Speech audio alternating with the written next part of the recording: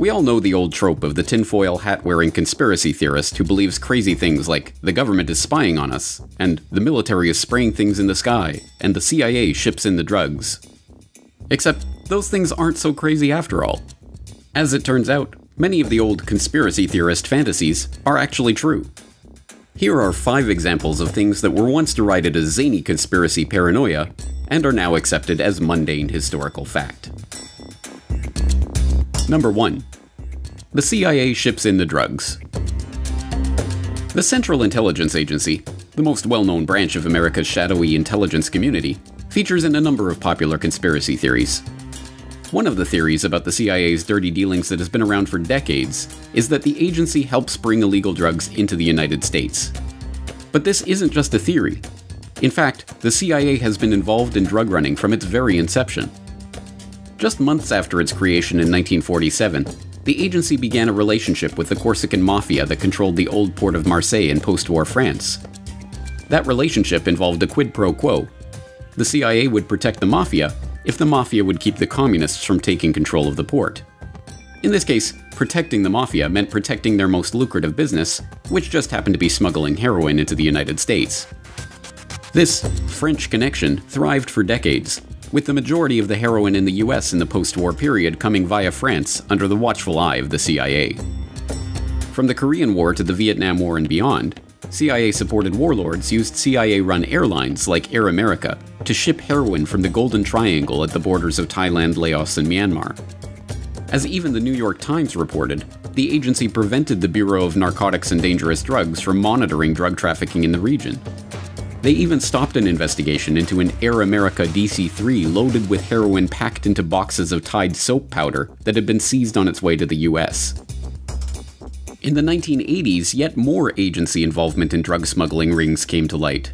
This time it was drug traffickers connected to the Contras in Nicaragua that received help from the agency. After the Contra-connected trafficking came to light, a Senate investigation headed by Senator John Kerry confirmed government complicity in the drug trade. As for the CIA, it's denied ever aiding or condoning drug smuggling. Reports were reaching the highest councils of our government, in the White House and in the Justice Department. There is no question of that. I can document that. The White House and Justice Department disputed Kerry's report at the time, but he still believes some government officials turned a blind eye towards drug dealing in the mid-1980s, after the time at the heart of Gary Webb stories. In the 1990s, award-winning journalist Gary Webb traced the Contra's CIA-protected backers to cocaine shipments into the US, and, ultimately, to the crack epidemic of the 1980s. Stories of CIA drug running continue to be covered up almost as quickly as they are exposed. From the CIA Beach 200 that was apprehended in Nicaragua with 1,100 kilos of cocaine, to the crash of a Grumman Gulfstream II that had been used for CIA rendition flights that was carrying 3.3 tons of Colombian cocaine.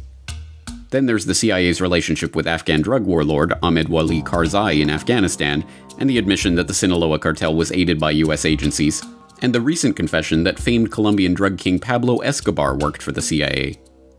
At this point, the fact that the Central Intelligence Agency has facilitated drug running into the United States is one of the worst-kept secrets in history. I will tell you, Director Deutsch, as a former Los Angeles police narcotics detective, that the agency has dealt drugs throughout this country for a long time.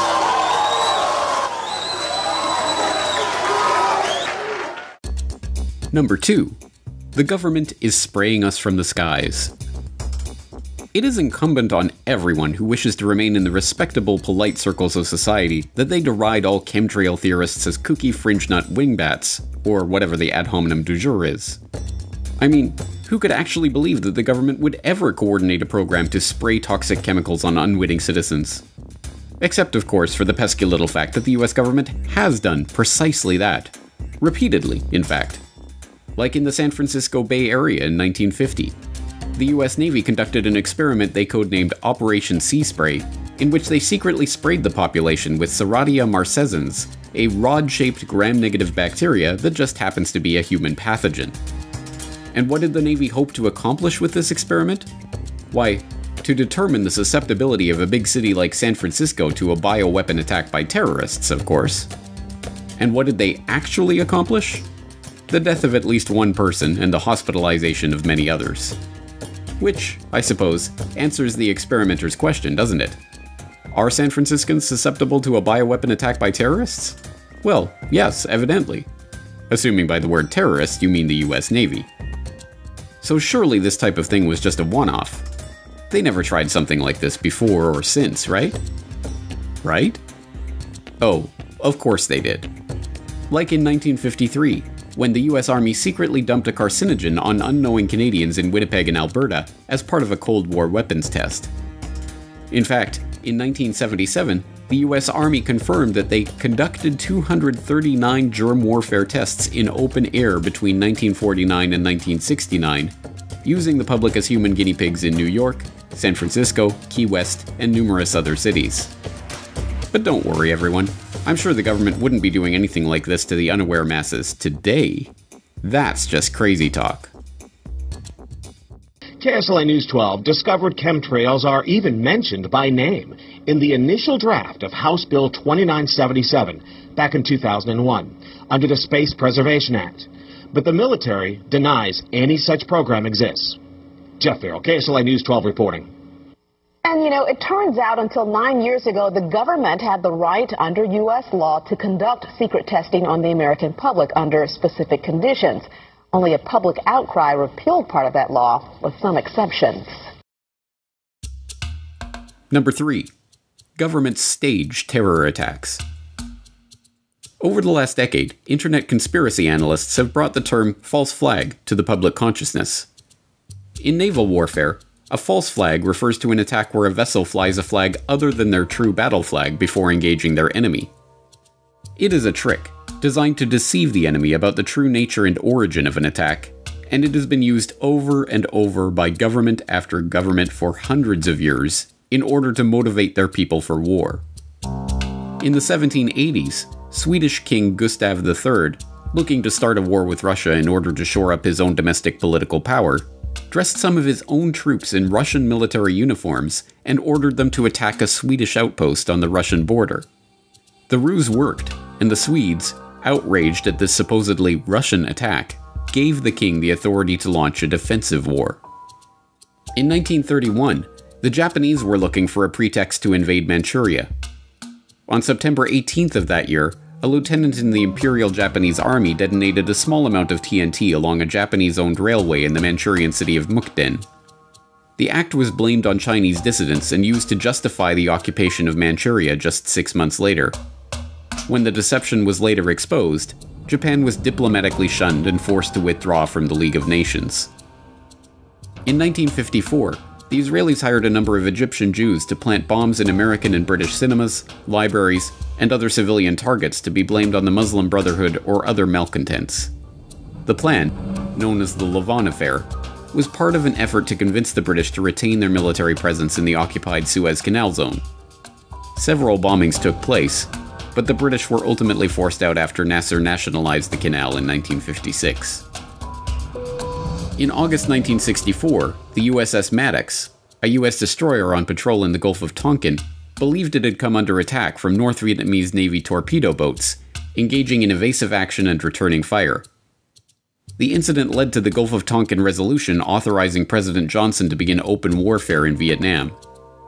It was later admitted that no attack had occurred, and in 2005 it was revealed that the NSA had manipulated their information to make it look like an attack had taken place. In June 1967, the Israelis attacked the USS Liberty, a US Navy technical research ship conducting maneuvers off the coast of Egypt. The ship was strafed relentlessly for hours in an attempt to blame the attack on Egypt and draw the Americans into the Six-Day War, but amazingly the crew managed to keep the ship afloat. In 2007, newly released NSA intercepts confirmed that the Israelis knew they were attacking an American ship, not an Egyptian ship, as their cover story has maintained. In the fall of 1999, a wave of bloody apartment bombings swept through Russian cities, killing 293 people and causing widespread panic. Although blamed on Chechen terrorists, later that month FSB agents were caught planting the exact same type of bombs as in the other blasts. The government claimed that the FSB bomb was part of a security exercise, but the terror hysteria of the apartment bombings were used to justify Russian aggression in Chechnya and win public approval for a full-scale war. Russian troops entered Chechnya the next month. In 2001, attacks in New York and Washington were blamed on al-Qaeda as a pretext for invading Afghanistan.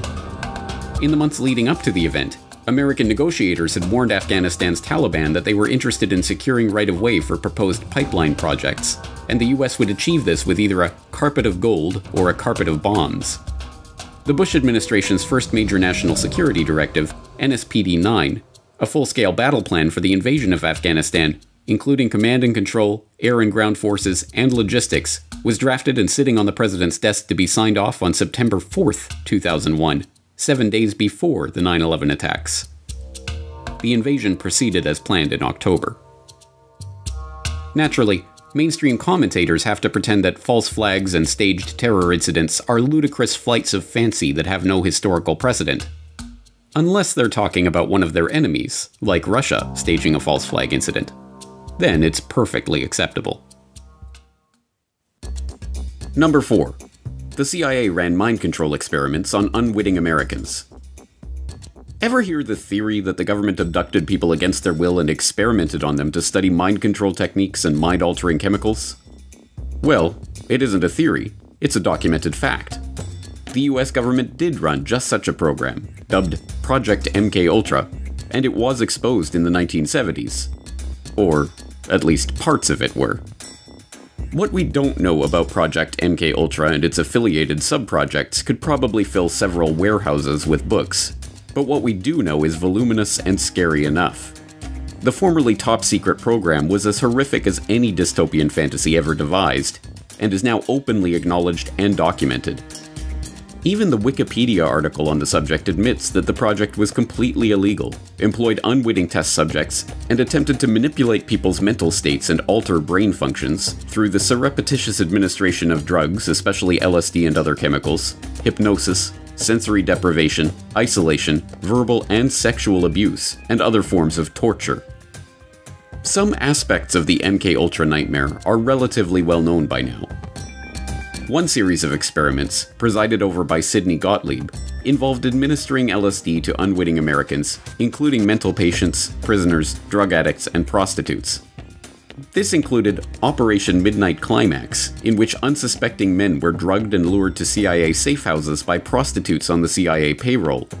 Their sexual activity was monitored behind one-way mirrors and used to study the effect of sexual blackmail and the use of mind-altering substances in field operations.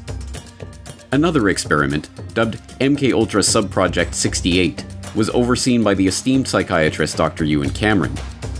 This subproject involved Dr. Cameron using LSD, paralytic drugs, electroshock therapy, and drug-induced comas to attempt to wipe patients' memories and reprogram their psyche. When brought to light, the program was identified as an attempt to refine methods of medical torture for the purpose of extracting information from unwilling sources, and condemned. Lawsuits regarding the blatantly illegal experimentation conducted by Cameron continue to this day. Yet despite CIA assurances that the program was scrapped in 1973, would the CIA ever lie to us? Documentary evidence continues to emerge that the program was far more extensive and horrific than the public was ever told.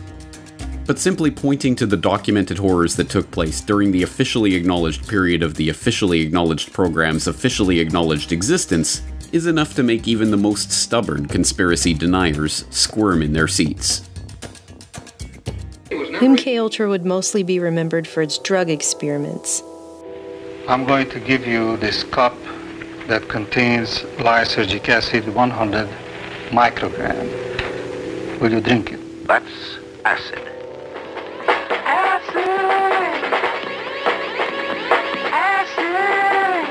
Characterized by hallucinations, illusions, distortions of perception and thinking. John Gittinger, recently retired chief psychologist for the CIA. We could disable a whole city by putting a very small amount in a water supply.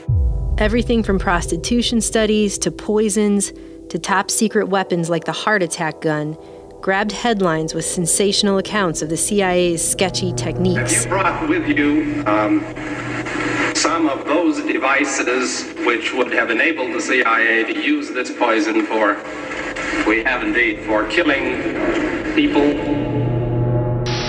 Good evening. The White House disclosed today that the CIA's drug testing program on unsuspecting Americans had been more expensive than the agency had admitted. CIA secretly funneled money through scores of research foundations, colleges, hospitals, and clinics, including a $375,000 grant through the Geschichter Research Fund here in Washington. The complex and compartmentalized management of such a large project, through front groups and with the participation of countless agencies and institutions to carry out secret research, should be a testament to just how sophisticated and shadowy government science had become. There are names of doctors, there are names of officials, there are names of former and present CIA officials who were involved, names of hospitals, and depending on how you treat it, it could be sensational. Number 5. I don't like them putting chemicals in the water that turn the friggin' frogs female? You've probably seen the memes about it. It's one of the best known and most parodied conspiracy memes of recent years, constantly held up as an example of how utterly deranged and off-base online conspiracy theorists are. That turn the friggin' frogs gay! Do you understand that? Turn the friggin' frogs gay! Do you understand that? After all, everyone knows that chemicals in the water aren't turning the frogs gay. They're turning them female. Reports began to emerge on this phenomenon a decade ago, like this one from Live Science. Pesticide turns male frogs into females, which points out that scientific research is demonstrating that a commonly used pesticide known as atrazine can turn male frogs into females that are successfully able to reproduce. Atrazine, it turns out, is a weed killer used primarily on corn crops and can cause sexual abnormalities in frogs, such as hermaphroditism, having both male and female sex organs. The study from 2010 further discovered that atrazine's effects are long-lasting and can influence reproduction in amphibians.